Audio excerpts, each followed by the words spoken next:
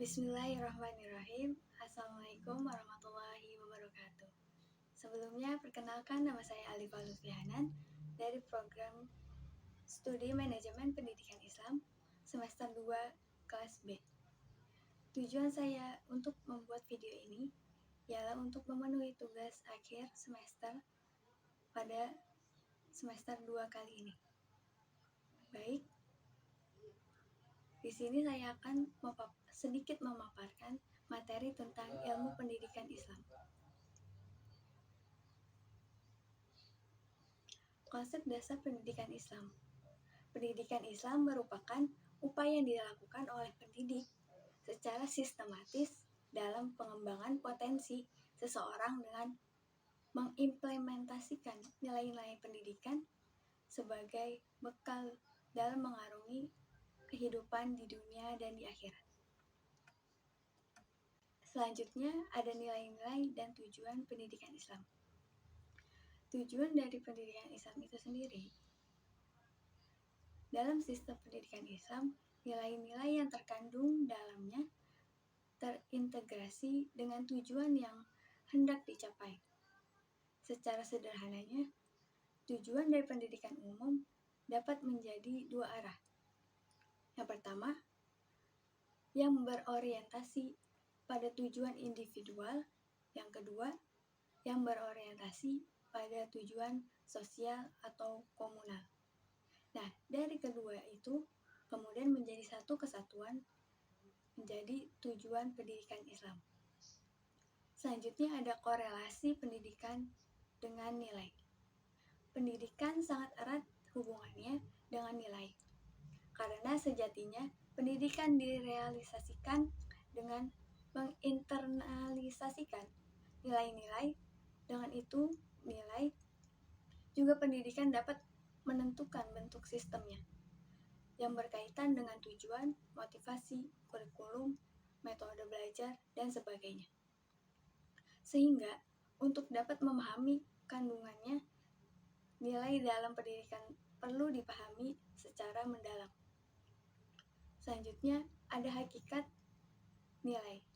Dalam bahasa Inggris, nilai ialah value yang berarti konsep dan cita-cita yang menggerakkan perilaku individu masyarakat itu sendiri.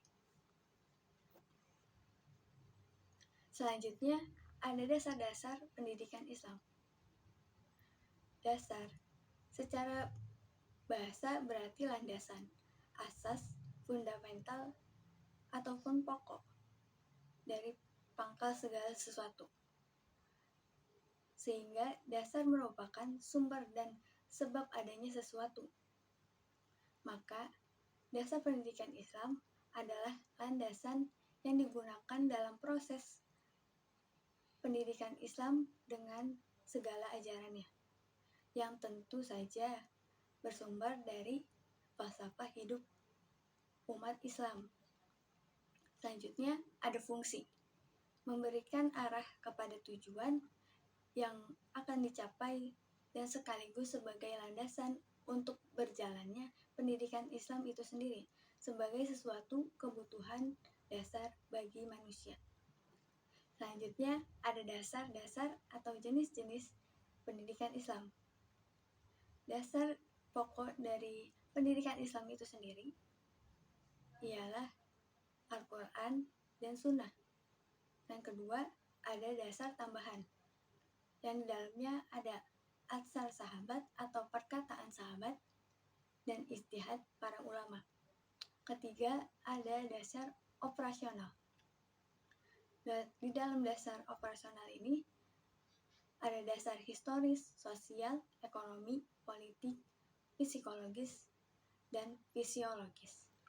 Selanjutnya, ada metode dalam pembelajaran. Dalam bahasa Arab, metode disebut dengan thoriqoh, yang artinya jalan.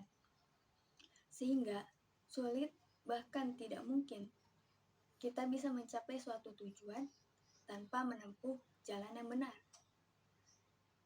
Nah, untuk menempuh jalan yang benar itu kita bisa memakai berbagai metode dalam pendidikan itu sendiri. Di sini saya ada beberapa metode dalam pendidikan Islam.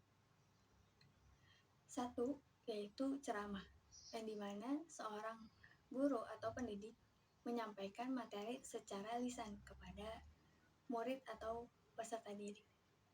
Kedua, ada tanya jawab, di mana seorang guru bisa bertanya kepada siswanya ataupun sebaliknya.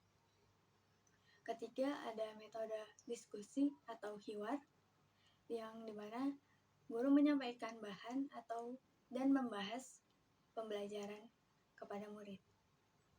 Keempat, ada penugasan, yang dimana seorang guru memberikan tugas kepada seorang murid atau peserta didiknya.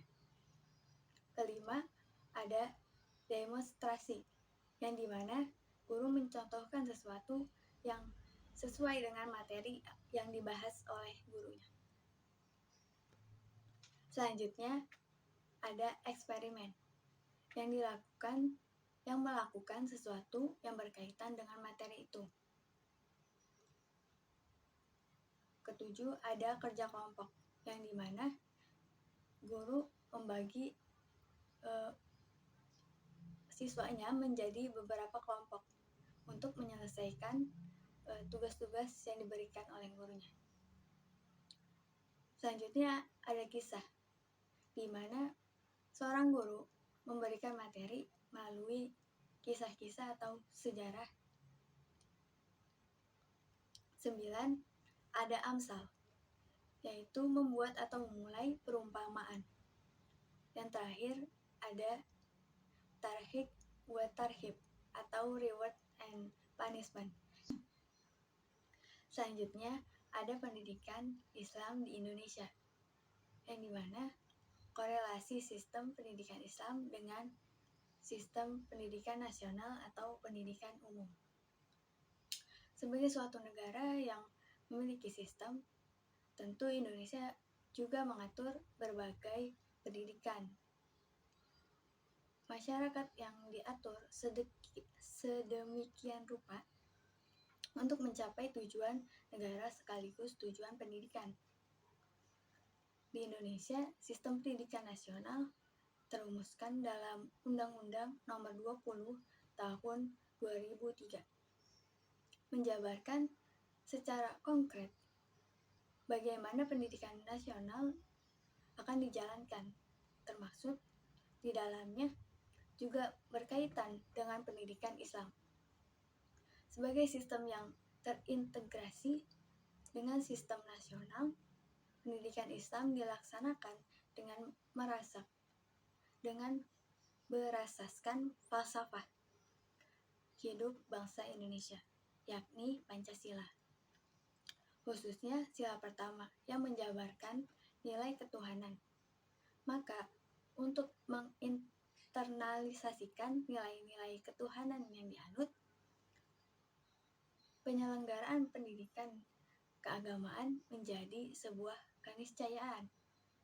Dari sinilah bisa ditarik kesimpulan bahwa pendidikan Islam dengan pendidikan nasional. Baik, segitu saja presentasi dari saya. Kurang lebihnya mohon dimaafkan.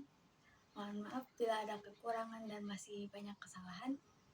Wassalamualaikum warahmatullahi wabarakatuh.